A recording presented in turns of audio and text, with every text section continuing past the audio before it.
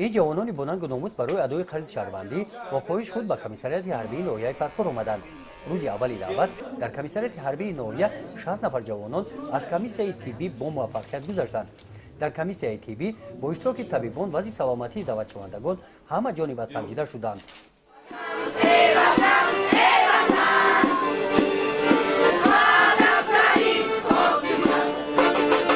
پیش از گسیل جوانان نزد کمیسریات حربی ناحیه با اشتراک دعوتشوندگان و والدان بخشیده به روز دعوتشونده چورابینی ادانه دایر کرده شد. در این چورابینی بخشیده به روز دعوتشونده رئیس ناحیه فرخار جوانان را تبریک نموده قید نمودند که حکومت تاجیکستان تشبث و پیشنهادهای سازنده جوانان را همیشه دستگیری نموده برای عملی گردیدن آنها امکانیت فراهم می‌آورد.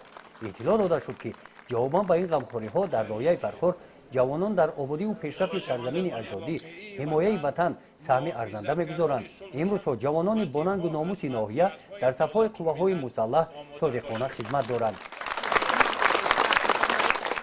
در اینجا آمد والدان و نوسکران برآمد نموده ابراز کردند که جوانان با دست و دل گرم رفته قرض شهروندی خود خدمت وطن مادر را به جا می‌آورند. و خلق وطن صادقانه خدمت میکنه.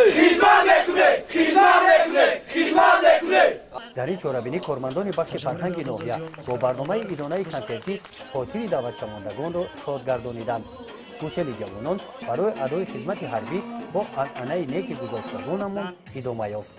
گزارش خواجه نظریف خدای نظر ظهروف از ناحیه فرخار برای برنامه اطلاعاتی نوید.